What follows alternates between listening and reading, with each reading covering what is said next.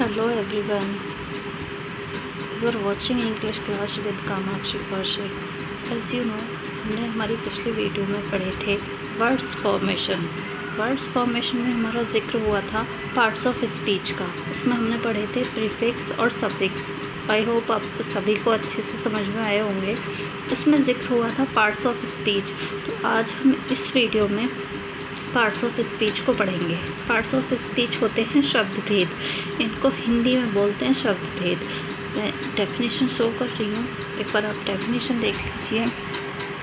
Definition होती है words are divided into different kinds according to work they do in a sentence. The parts of speech are 8 in number. वाक्य के शब्दों को प्रयोग करने के लिए या करने के अनुसार हम उन्हें भिन्न भिन्न भागों में बांटते हैं, जिन्हें हम शब्द भेद कहते हैं। ये 8 प्रकार के होते हैं। जैसे डेफिनेशन आप चाहे तो नोट भी कर सकते हैं, मैंने पूरा डिटेल्स में लिखा हुआ है यहाँ पे। इसके काइंड्स भी लिखे हुए हैं और डेफिनेशन पूरी लिखी हुई है। इसके काइंड्स होते हैं noun, pronoun, adjective, verb, preposition, conjunction, interjection. Hindi भी लिखी हुई है साथ में। ये नॉर्मल सी बात है, ये कोई ऐसी बात नहीं है कि हमें 3rd क्लास में ही पढ़नी है या 5th क्लास में ही पढ़नी है। पार्ट्स ऑफ स्पीच है, वर्ड फॉर्मेशन है, जो भी मैं आपको बता रही हूँ ये सारे टॉपिक हमारे ऐसे हैं जो हमें 5th क्लास से लेके और होल लाइफ हमारे काम में आने वाले हैं। तो ये नाउन, प्रोनाउन, एडजेक्टिव, वर्ब, ये सब तो हमने छोटी छोटी क्लासेस में पढ़े थे। जब हम 3rd, 4th, 5th में होते हैं तब हम इन चीज़ों को पढ़ते हैं। लेकिन प्रीपोजिशन, कंजक्शन, इंटरजेक्शन, एडवर्ब ये हम थोड़ा 10th स्टैंडर्ड तक पढ़ पाते हैं। उसके बाद हम जब 10th स्टैंडर्ड तक हम इनको पढ़ते हैं तो बस हम इनकी डेफिनेशन और इनके काइंड्स पढ़ते हैं। लेकिन यहाँ मैं आपको डिटेल्स में बताऊँगी कि इनके काइंड्स कौन कौन से होते हैं, इनका क्या वर्क होता है, कहाँ पे कैसे यूज़ किए जाते हैं। पार्ट्स ऑफ स्पीच जैसे ये 8 होते हैं। फर्स्ट होता है नाउन, संज्ञा, प्रोनाउन, सर्वनाम, एडजेक्टिव, विशेषण, एडवर्ब, क्रिया विशेषण, वर्ब, क्रिया, प्रीपोजिशन, संबंध सूचक, अवयव, कंजक्शन, संयोजक, और इंटरजेक्शन होता है हमारा विस्मय सूचक। आप चाहें तो इनको नोट भी कर सकते हैं। आगे पढ़ेंगे हम इनकी डेफिनेशन। वैसे नॉर्मली हम डेफिनेशन किसी भी बुक में या किसी भी कहीं भी हम देख सकते हैं, डेफिनेशन हमें नॉर्मली मिल ही जाती हैं, कहीं नेट पे भी सर्च कर सकते हैं, कुछ भी है। लेकिन जब यहाँ मैं फिर भी एक बार आपको डेफिनेशन शो करती हूँ। ये देखिए स्टूडेंट्स, यहाँ मैंने noun, pronoun, verb 3 definition show की हुई हैं। सारी शो की हुई है लेकिन इस पेज पर सिर्फ 3 हमारी शो हो रही हैं, जो कि हिंदी और इंग्लिश दोनों में लिखी हुई हैं, विद एग्जाम्पल लिखी हुई है। चाहे तो नोट कर सकते हैं और चाहे तो इनको ऐसे ही आप देख सकते हैं। इधर हमारी वर्ब की हमारी 2 डेफिनेशन हो सकती हैं। एक हमने यहाँ पे शो की हुई है, पूरा अच्छे से शो की हुई है। ये अगर आपको लॉन्ग लगती है, अगर छोटी क्लास के बच्चे हैं 3rd से लेके और अगर 6th तक के बच्चे हैं, उनको अगर ये लॉन्ग लगती है, लर्न करने में कुछ प्रॉब्लम होती है, तो उन बच्चों के लिए एक छोटी सी डेफिनेशन हमने यहाँ पर शो की है। आई होप समझ पा रहे होंगे। ये हमारे एडजेक्टिव, एडवर्ब सारी डेफिनेशन मैंने शो की हुई हैं। ये हिंदी और इंग्लिश दोनों में डेफिनेशन शो की हुई है ये। और विद एग्जाम्पल हमारा जो प्रीपोजिशन होता है ये हमने शो किया हुआ है। कंजक्शन सबकी हिंदी और सब एग्जाम्पल। अब जैसे हमारे पार्ट्स ऑफ स्पीच हैं, हमने पार्ट्स ऑफ स्पीच पढ़े हैं, इनकी हमारी डेफिनेशन और इनके हमने काइंड्स पढ़े हैं। और इसके बाद जो हम ये काइंड्स पढ़ रहे हैं, जैसे नाउन है, प्रीपोजिशन है, प्रोनाउन है, इनके भी हमारे सबके अलग अलग काइंड्स होते हैं। तो जो इनके काइंड्स हैं वो भी मैं आपको इसी वीडियो में शो करा दूँगी, इसी वीडियो में समझा दूँगी। लेकिन उसके पहले हमें ये सारे 8 टाइप्स हैं हमारे, नाउन, प्रोनाउन, वर्ब और ये एडजेक्टिव, एडवर्ब और ये प्रीपोजिशन, कंजक्शन और ये इंटरजेक्शन। तो ये हम देख पा रहे हैं इस वीडियो में, ये हम डेफिनेशन देख पा रहे हैं इनकी। और ये जो मैंने एग्जाम्पल लिखे हैं, ये तो एग्जाम्पल बस एक वर्ड वाले लिखे हैं। इनको हम सेंटेंस में कैसे यूज़ करते हैं वो भी मैं अभी वीडियो के लास्ट में बता दूंगी आप सभी को। लेकिन उसके पहले हमें डेफिनेशन जाननी बहुत ज़रूरी है। आई होप सभी को डेफिनेशन समझ में आ गई होंगी। अब मैं बोल के अगर डेफिनेशन बताती हूँ तो इसमें बहुत ज़्यादा टाइम हमारा स्पेंड हो जाएगा। तो इसके लिए ये मैंने इसलिए नोट करके रखी हुई है आप खुद से नोट कर सकते हैं, इनको देख सकते हैं, आप खुद से नोट करके और लर्न कर सकते हैं। और बहुत ही इजी वे में ये डेफिनेशन लिखी हुई है, ये किसी बुक या किसी नेट द्वारा या गूगल द्वारा ये डाउनलोड नहीं की गई हैं। ये मेरी खुद से बनाई हुई डेफिनेशन है, जो कि मैंने खुद से बच्चों की सहूलियत को देखते हुए बनाई है। बहुत ही ईजी वे में ये डेफिनेशन लिखी गई हैं। और सबसे बड़ी बात यह है कि इनके साथ साथ इनकी हिंदी भी लिखी हुई है। आप किसी भी बुक में पढ़ेंगे तो आपको कहीं भी हिंदी नहीं मिलेगी, इसीलिए मैंने इसको हिंदी में कन्वर्ट किया है और कोशिश की है कि सभी को बहुत अच्छे से समझ आए, क्योंकि हमारे भारत में ऐसा नहीं है कि सब लोग इंग्लिश को ही बहुत अच्छे से जानते हैं, उसके साथ में हिंदी को जानना भी बहुत ज़रूरी है। और जब हम भारत में रहते हैं तो हमें हिंदी जानना भी उतना ही ज़रूरी है जितना कि इंग्लिश ज़रूरी है।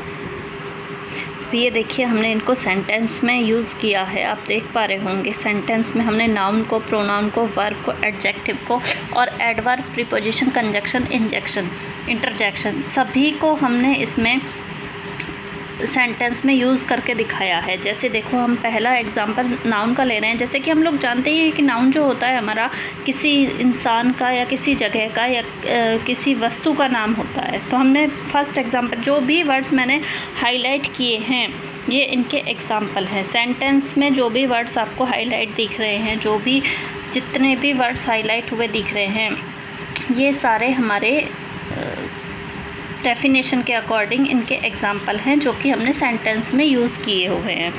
फर्स्ट एग्जाम्पल हम ले रहे हैं नाउन का। तो नाउन का जैसा हम पढ़ते हैं कि वस्तु, स्थान या किसी इंसान के नाम को नाउन कहते हैं, संज्ञा कहते हैं। तो जैसे हमने फर्स्ट एग्जाम्पल लिया है, India is a great country. तो इसमें है इंडिया, हमारा इसमें नाउन हो गया क्योंकि ये हमारा किसी जगह का नाम हो गया। फिर है हमारा Akbar was a great king, my book is on the table. ये जितना भी है ये सब मैंने आपको यूज़ करके दिखाया है। ये हमारा छोटी क्लासेस में भी बहुत यूज़ देता है नाउन, प्रोनाउन। ये हम ज़्यादातर छोटी क्लास में ही पढ़ते हैं, लेकिन ये हमारा ऐसा सब्जेक्ट है, ऐसा टॉपिक है जो हमें होल लाइफ काम देने वाला है।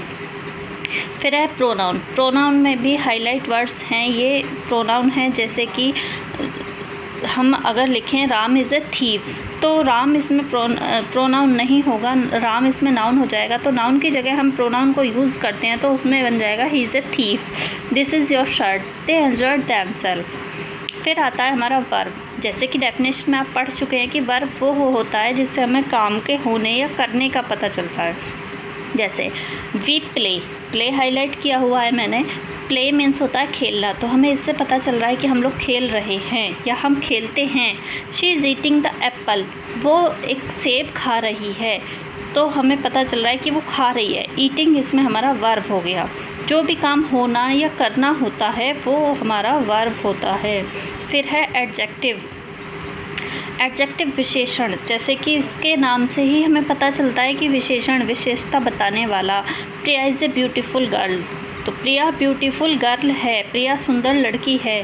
तो प्रिया की विशेषता ये है कि वो सुंदर है, तो इसलिए हमें इसमें ब्यूटीफुल एडजेक्टिव का एग्जाम्पल है। जैसे Meerut is a big city, तो हमें पता चल रहा है कि मेरठ हमारा बिग सिटी है, तो Meerut is a big city, इसमें बिग हमारा एडजेक्टिव हो गया। That is a black horse, वह घोड़ा काला है, तो हमें घोड़े की विशेषता पता चल रही है कि घोड़ा हमारा काला है।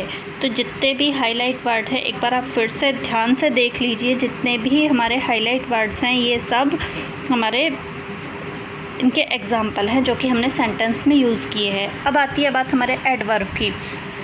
एडवर्ब भी आप देख पा रहे होंगे, हाईलाइट मैंने किए हुए हैं। माई सन इज़ वेरी हैंडसम, मतलब बहुत ज़्यादा हैंडसम है। जो हमारे एडजेक्टिव होते हैं वो हमें सिर्फ विशेषता बताते हैं, और जो हमारे एडवर्ब होते हैं ये हमारी फीलिंग्स को थोड़ा सा एक्सप्लेन करते हैं और ज़्यादा विशेषता बताते हैं। जैसे बहुत ज़्यादा हैंडसम है, she is answered me quite, fortunately we had narrow escape. ये हमारे इसके एग्जाम्पल हो गए। फिर आता है preposition. Preposition the student went into the classroom. ये जो होते हैं इनटू है, अंडर है, ऑफ है, फॉर है, टू है, ये जितने भी हैं ये हमारी प्रीपोजिशंस होती हैं। ये भी मैंने शो किया हुआ है, नॉर्मल सी बात है, ये तो सभी को आते ही हैं, फिर भी एक बार शो किया हुआ है। फिर आता है हमारा कंजक्शन। कंजक्शन वो होते हैं जो दो वर्ड्स को आपस में जोड़ते हैं, जैसे हमने और, बट, एंड यूज़ किया हुआ है फ़िलहाल इस पर। तो बेबी वांट्स टू टॉय और he will sleep. Sachin run fast but he could not win the race. Reena and Seema are dancing. तो ये जो भी वर्ड्स हम देख रहे हैं, और, बट और एंड, इसमें हमने जो ये यूज़ किए हैं ये हमारे दो सेंटेंस या दो वर्ड्स को आपस में जोड़ रहे हैं, तो इसलिए ये हो गए हमारे कंजक्शंस। इंटरजेक्शन की बात करते हैं अब। इंटरजेक्शन जो वर्ड्स होते हैं ये हमारी सडनली फीलिंग जो होती है, जैसे हमें कोई दुख भरी बात पता चलती है तो उसमें हम देखते हैं कि एलास, मतलब एकदम मुंह से निकलता है एलास, या हिंदी में हम कहें तो निकलता है ओ, तो उसको हम इंग्लिश में एलास बोल सकते हैं। या जैसे बहुत ज़्यादा खुशी होती है तो उसको बोलते हैं इंग्लिश में हुर्रा, जैसे हिंदी में हम बोलते हैं अरे वाह, तो इस तरीके से हम इंग्लिश में उसको हुर्रा बोल देते हैं। इस तरीके से और भी बहुत सारे इंटरजेक्शंस होते हैं।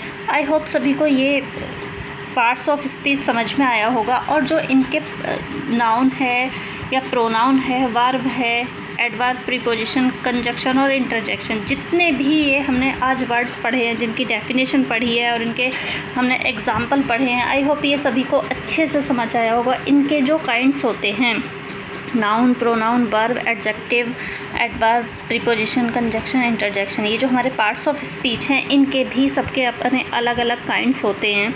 इनके काइंड्स हम नेक्स्ट वीडियो में पढ़ेंगे। नेक्स्ट वीडियो को देखने के लिए प्लीज़ इस वीडियो को लाइक और शेयर कीजिए।